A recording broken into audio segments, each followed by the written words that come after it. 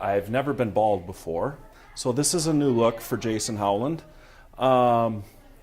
I've never been in a big musical like this. The only musical that I've ever been in here at ACT is Guys on Ice, which played back in February, and that was a really small cast, only 3 people. So this is a little bit more challenging, I think, with so many different roles, so many different people in the cast, and so many children too, that it's definitely a challenge. There's dancing that I have to do. It's now because it's selling out fast. But they should come to see Annie because it's a classic tale of the little orphan who falls from rags to riches. And we've got a great cast, some really talented kids, and along with talented adults as well, and it's a timeless story that colleagues perform this great musical. And of course, it's Southern Minnesota's feel-good musical of the season.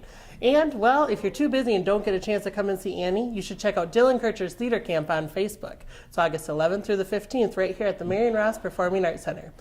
But you should definitely... Ditzy blonde who tries to help Rooster con some money. It's really fun to play her because, I've never played a ditzy character before. So it's kind of interesting to put myself out there as ditzy. Lots of good music. I'm here. No, I'm just kidding. The streets were basically hobos, bums. We're because of the economy and stuff. So it's pretty fun. You get to act angry and mad, or just let Herbert Hoover know that you're not very happy. We hate Herbert Hoover. He goes, listen to all of the actors and actresses. They've worked so much for this, and it's just such a high energy show that I think that kids of, people of all ages are gonna love it.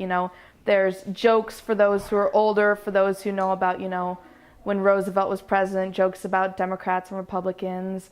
There's, jokes for kids as well. There's been like an economy crash, the stock market crash, all of that.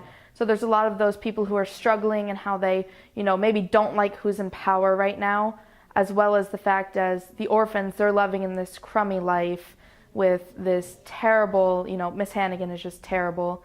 And so I think a lot of people who are living in that type of... And I'm really looking forward to doing it. Dan, you both got your style, but brother, you'll never... Scream at the top of my lungs in 2 different scenes, and then sing. Dressed without a smile. That's one good reason, because it's kind of an inspiring movie, or in this case, musical. And it's sort of about the underdog sort of rising to the top. It reminds me a little bit of the era we're living in now. There is no middle class. Back then there was the top, and then everybody else was literally starving.